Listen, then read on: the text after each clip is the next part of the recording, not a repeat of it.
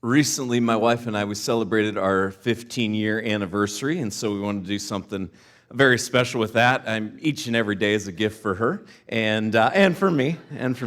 She's a very lucky lady. And so we decided, as we were talking over, we wanted to take a trip, just the two of us.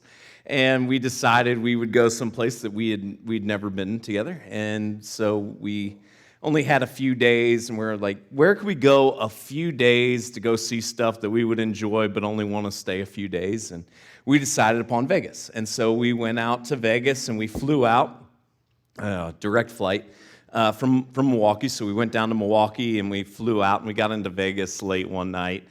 And then got in the car and made it to the hotel we were staying at, and rolled into bed shortly before 1 a.m. Vegas time, which because of the time change is a long day. And then at 5 a.m. the next morning, on the morning I was thinking, hey, we can sleep in and just relax, and maybe if we wake up, go to the pool if we want to, or do whatever we want to do. At 5 a.m. that morning, my phone started ringing.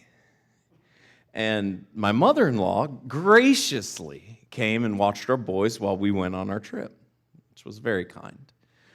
A few weeks ago, I shared with you all a conversation that my wife and I had over the course. You know, you're married to somebody, you see things a little differently, and I shared with you that we had a few discussions on where we should keep our car keys.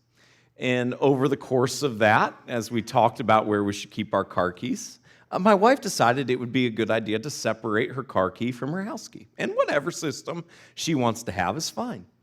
Apparently, in going over all the plans with her mother-in-law, she didn't make clear that system. So when my mother-in-law took the boys to school and locked up the house while she was gone, because we live on the mean streets of Sturgeon Bay, and you can never be too careful, she arrived home and went to get the house key off the key ring next to the car key, only there is no house key on the key ring next to the car key. Now, what I am supposed to do about this at 5 o'clock in the morning from Las Vegas, I'm not entirely sure.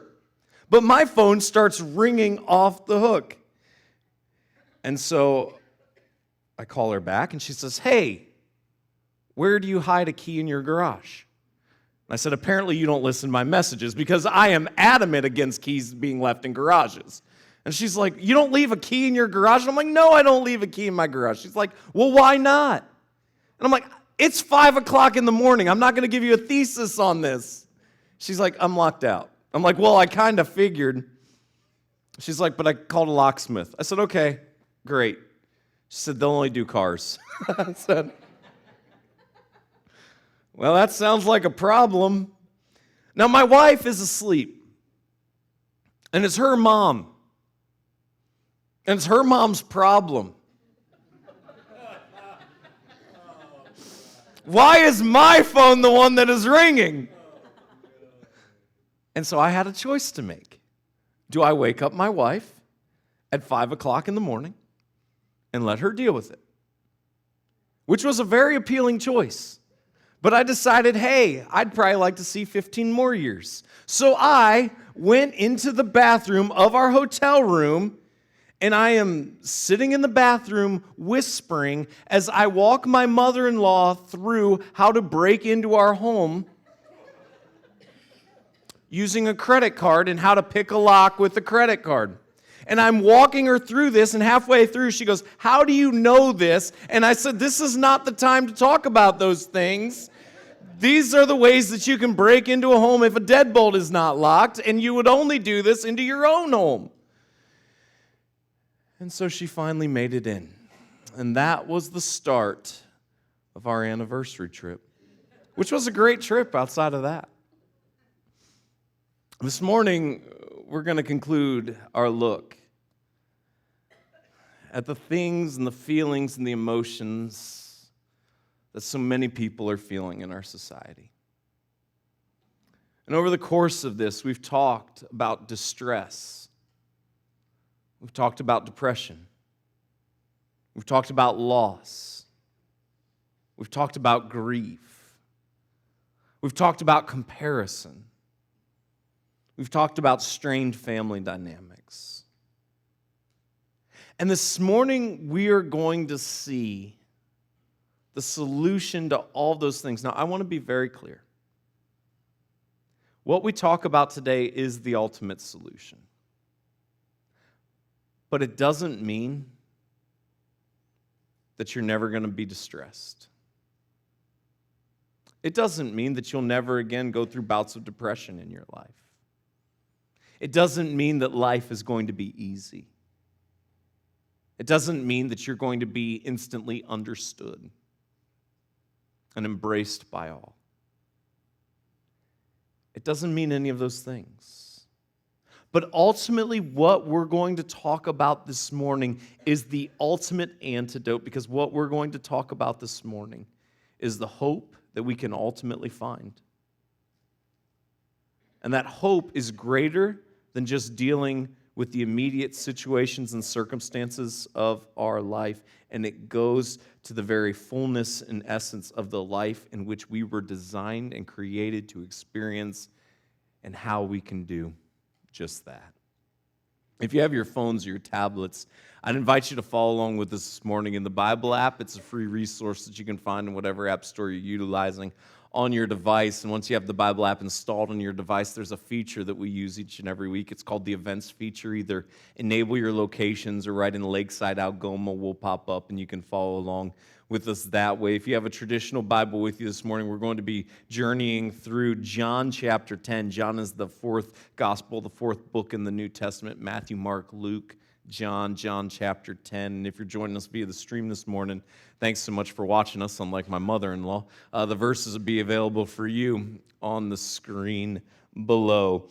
John 10, beginning in verse 1, we read these words, "Truly, truly, I say to you," and this is Jesus speaking, "Truly, truly, I say to you, he who does not enter the sheepfold by the door, but climbs in by another way, that man is a thief and a robber.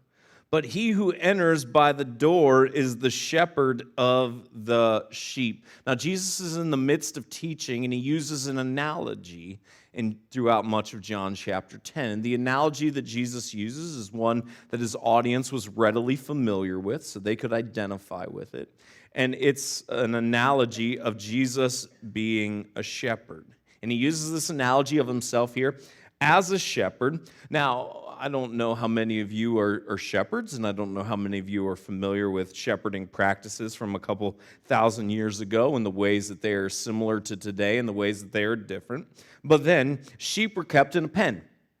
They were kept in a pen, and I know some of you are like, but what about the free-range sheep? Okay, sheep at that time were kept in a pen. That is a debate that didn't happen till later. And there would be a gate or a door that the sheep and the shepherd would enter through. Now, just as today, there are people who would want to take things that don't belong to them. And so the shepherds, they aren't able to be with their sheep 24 hours a day, 7 days a week. So they would hire people to watch the sheep and to also guard the door so that people couldn't come and steal the flock and say it was theirs. And so shepherds would hire people to guard the door. So if you're going to steal someone's sheep, and if you think about it, if you go steal someone's sheep, how do you prove it after you have the sheep, that it's, if they haven't been branded, that it's their sheep and not your sheep? And so, it's just better to end the problem before it gets out of hand, before the sheep are stolen. The shepherds would hire somebody to watch the sheep. Now, because there are people who would want to steal the flock and call them their own, they're not going to walk in the main entrance. They aren't going to walk in the main door to get the sheep. So they're going to try to climb into the pen through a different means. And that's just one of the things that separates the shepherd, the people that the shepherd has hired, the people who belong there, and the sheep from those who wish to do ill will towards the shepherd and those who want to do ill will towards the sheep and who want to steal them. They would enter in other ways. To him, the gatekeeper opens. The sheep hear his voice, and he calls his own sheep by name and leads them out. So the shepherd, he doesn't sneak around. He belongs there. He has a relationship with his sheep. His sheep recognize him. The shepherd is known by the sheep. so intimately known that they recognize his voice. But it's not just that the sheep are intimately aware of the shepherd. The shepherd is also intimately aware of the sheep, to the point that the shepherd knows each sheep individually. He knows them by name. Now remember, this is an analogy that Jesus is using to describe himself, which forces us to ask a question and also come to a realization. And the question it forces us to ask is, do we know God's voice? In a world of advice, in a world of problems, in a world where influencers and pages on YouTube will tell you, here's how you fix anything or grow your way out of any problem, or here's the things that you have to do in order to get beyond yourself. And in an age of all of that, and not all of that is bad, by the way, but in an age of all of that, where answers are seemingly readily available, do we, as people that love and follow Jesus, take the time to connect with God to the point that we hear and recognize God's voice? And on the flip side, are we intimately aware of the love and concern that God has for us? And that he is intimately aware of us. And not just in some kind of an idea sense, but intimately aware of the problems and the doubts and the hurts and the heartaches and the uncertainties and the tensions that are present in our lives. That we aren't just a number, but God is intimately aware. And so as people that love and follow Jesus, we are to know God, and we are to know God on an intimate level so that we can hear and recognize his voice. And we can rest in the fact that we are known by God, that he sees us. We aren't invisible to him. And he is intimately aware of what is going on and what we are facing in our lives.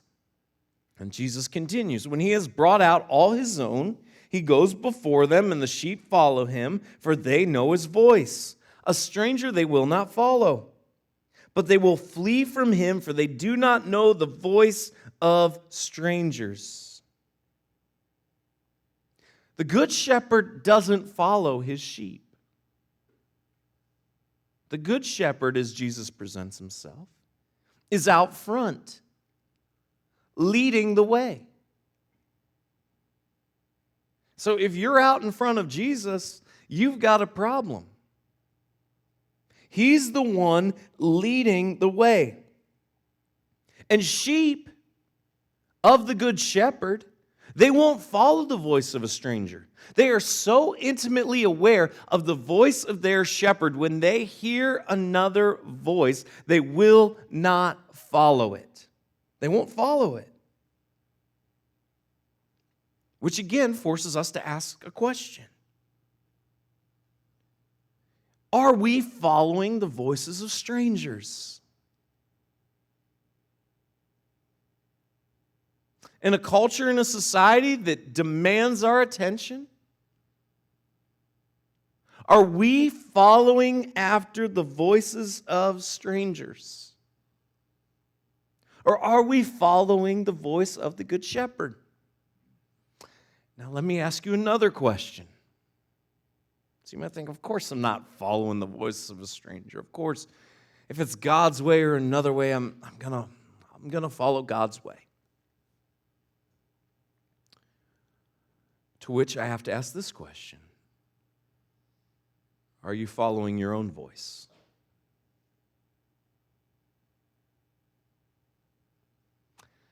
think a lot of times the problem, especially for people that love and follow Jesus, is not so much that we get caught up in following the voices of strangers as much as it is we don't want to admit or we don't want to recognize that our own voices can be that of strangers.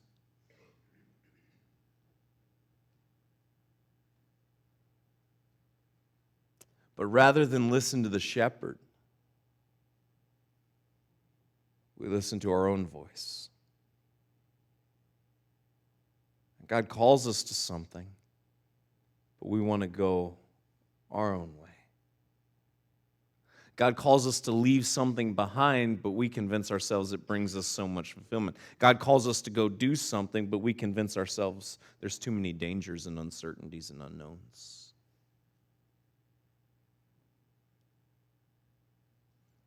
So what voice are you listening to? Is it the voice of your shepherd?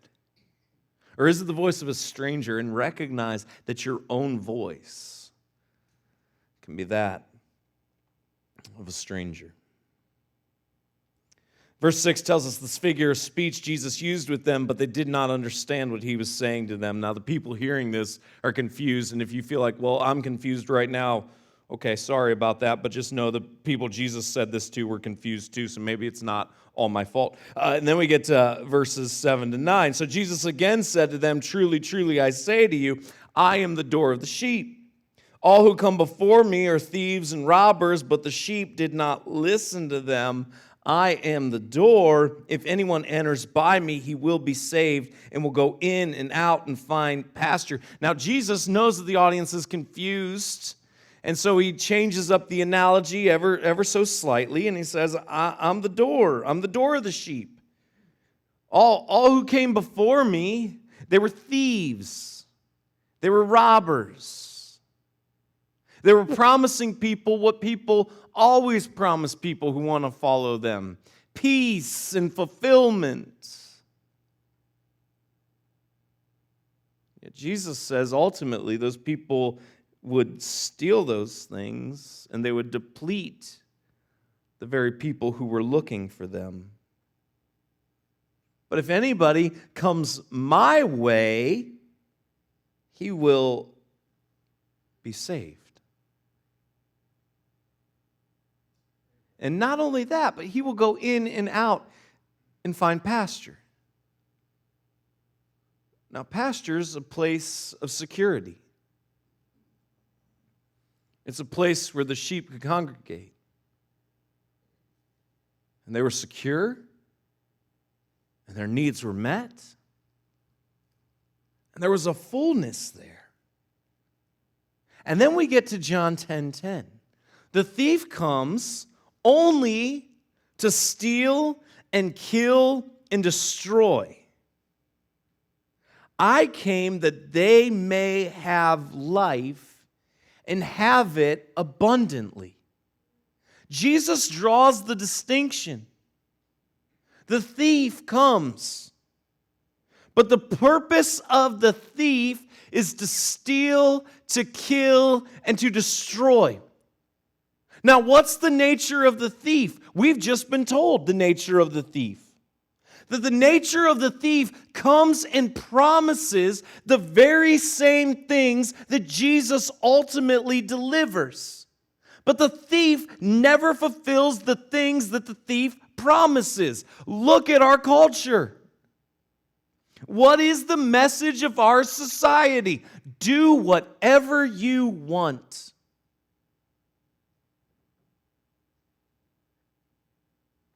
Don't let anyone tell you what to do. Be unique. Be yourself, as long as it fits in our branding. And we can celebrate it in a mass way. But be yourself.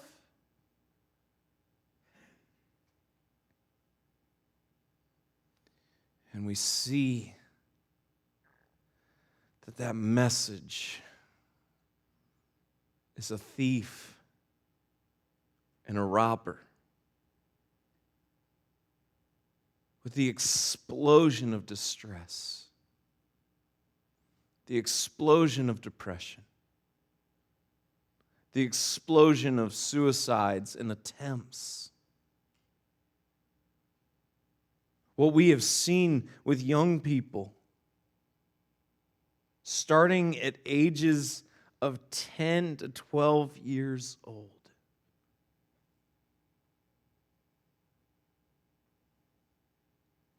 Jesus says that's the thief. And the heartbreaking thing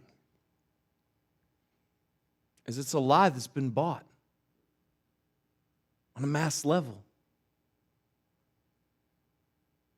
And the contrast is the thief promises peace and fulfillment, but the shepherd actually provides pasture.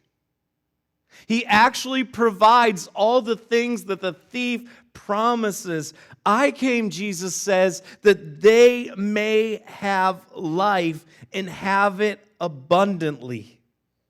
Christ offers life. But one of the lies of the enemy is, okay, you can follow after Jesus, but that's going to be a lame existence. That's going to be a lot of fun. And so people start to believe it. And they start to think, well, I love Jesus. I want to follow after him. But if I do, my life's going to be lame.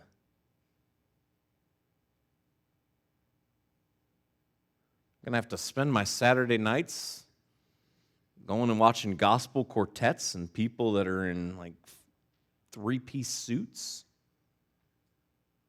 And the next week there will be a women's trio and everybody in just denim. And I'm just going to be like, oh, yippee. These are my weekends. This is exciting. And my friends, they're hungover as can be the next morning, but their Saturday night looked a lot more fun than mine.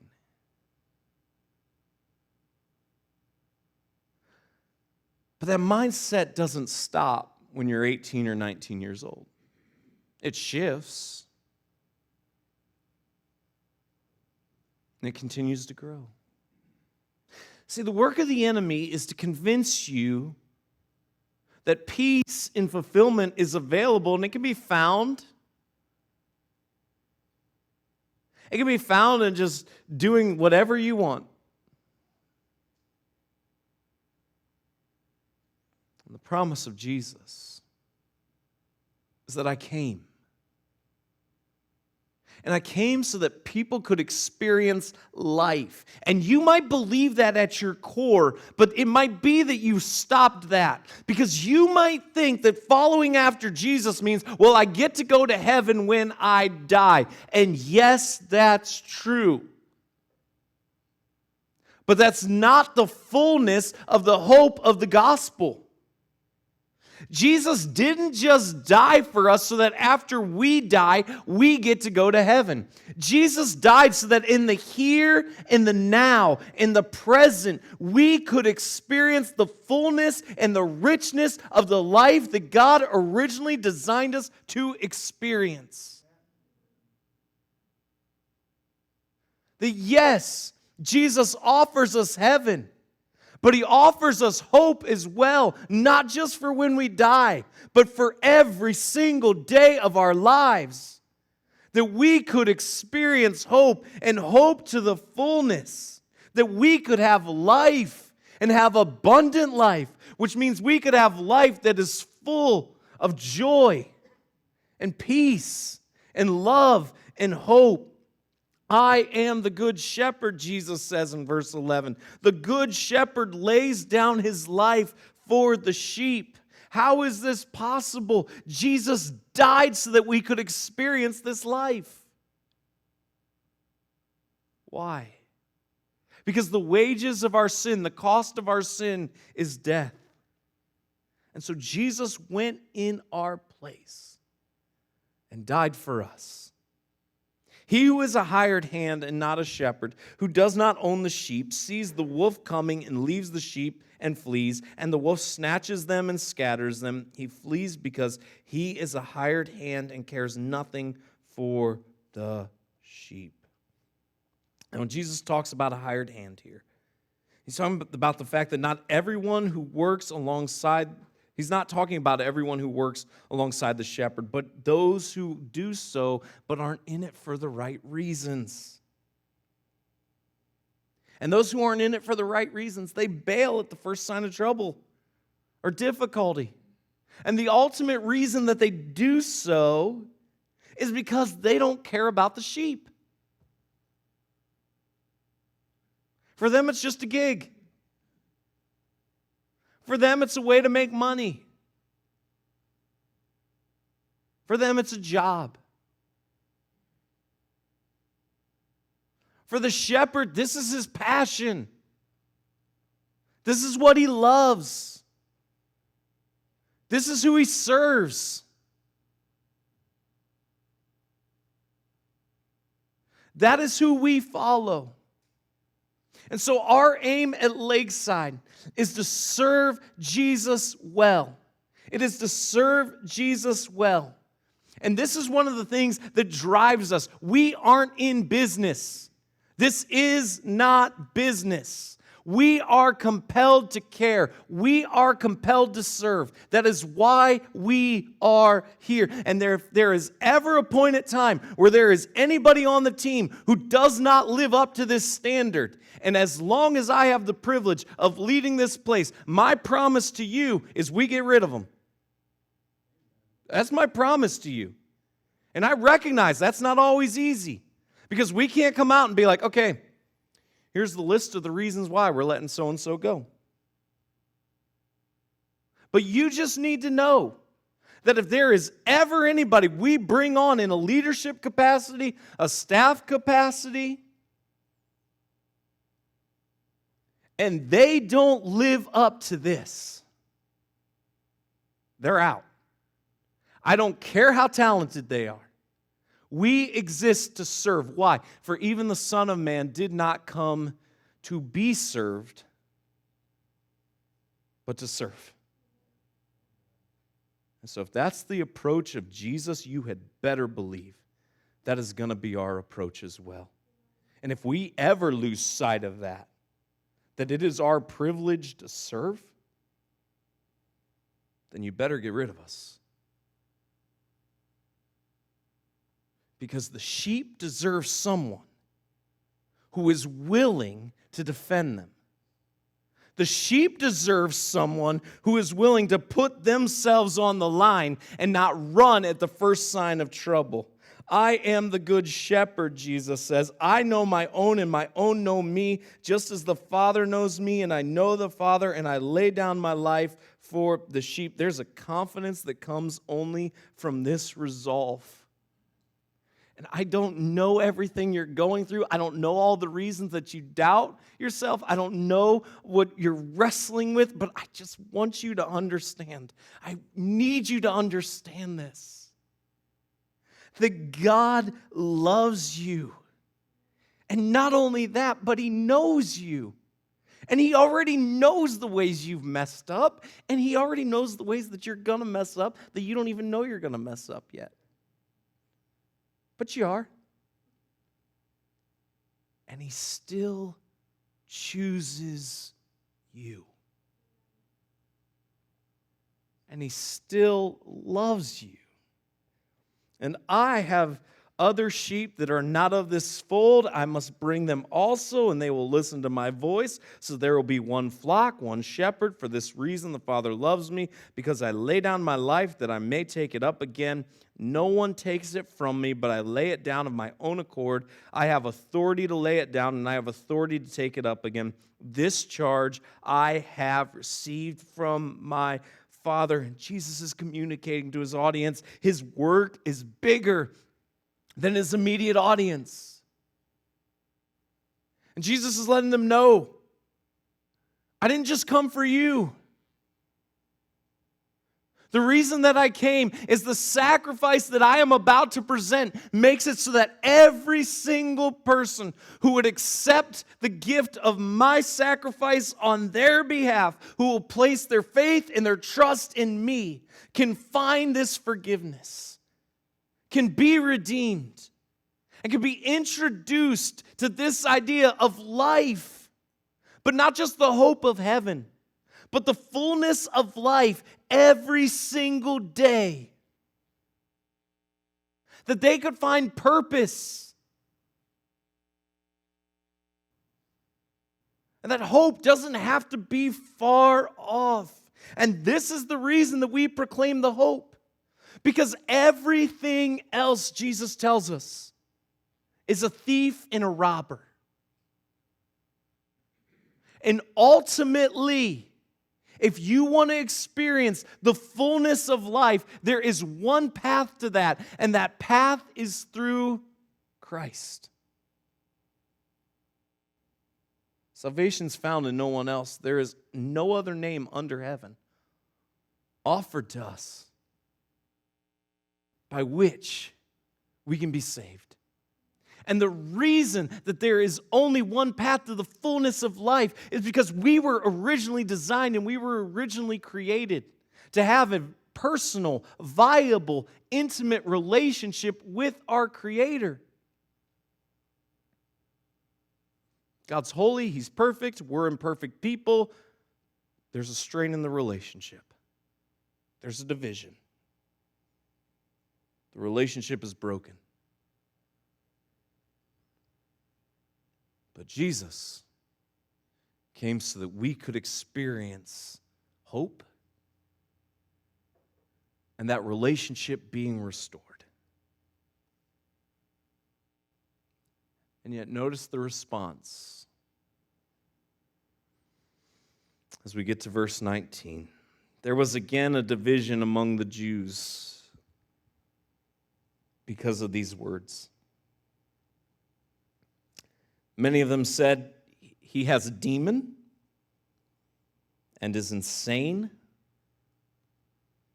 Why listen to him? Others said, these are not the words of one who is oppressed by a demon. Can a demon open the eyes of the blind?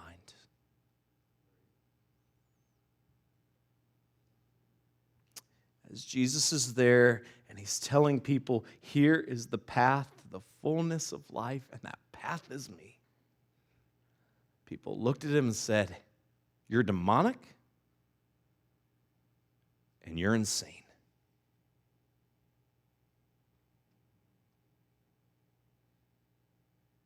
And yet some accepted it. I want to be very clear. And when you make the decision to follow after Jesus,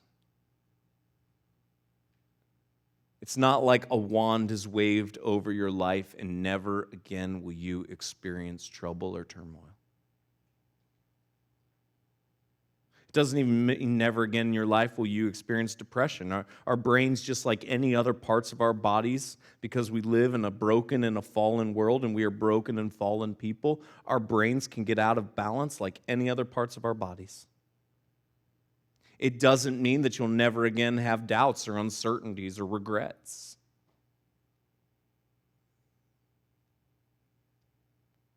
But the reality of the way that we were designed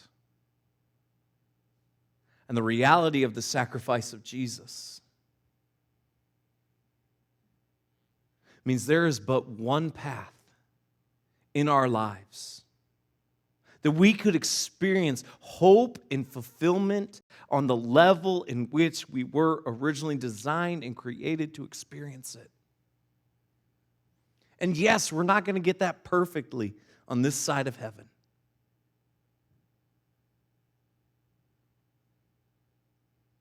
But it is ultimately our only hope. And that's found through a personal, viable relationship with Jesus. The one who went to the cross on our behalf and paid the price for our sins. And the one who came so that we can experience life, an abundant life, the fullness of life, the hope of life. And if that's not true for you right now, then the question is, have you made the decision to follow after Jesus?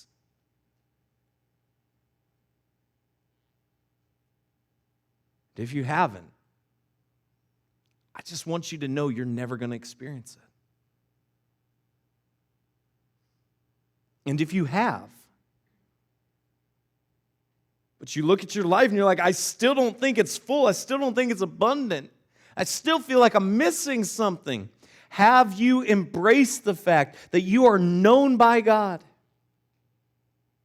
Are you listening to the voice of your shepherd? Or are you following after other voices, including your own?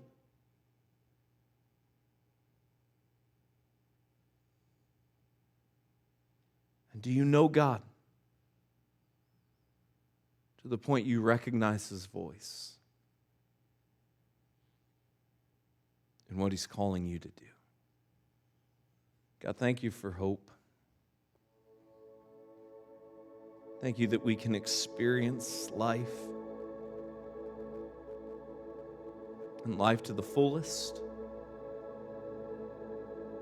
And thank you for your sacrifice, which made all of that possible.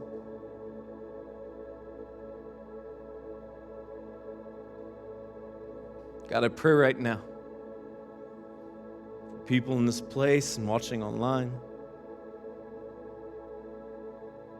who've never surrendered their lives to you. And I pray in this moment, Jesus, they would accept the fact that you are divine, you are full humanity and divinity on display, that you lived a perfect life and died upon a cross and 3 days later rose again, so that we could experience the hope of heaven and also the fullness of life. And I pray, God, in the quietness of this moment in their hearts, with their voices, they would confess their sin to you and ask you to save them. Live for you. God, I pray for those that do follow you but still feel like something's missing. And I pray, God, that they would study your word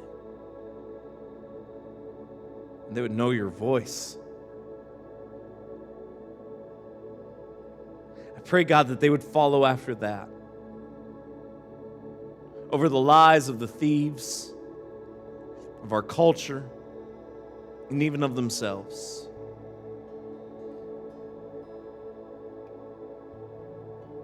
God, I pray that they would experience life as they can only be found in you. It's in your name, Jesus, our Savior, we pray. Amen.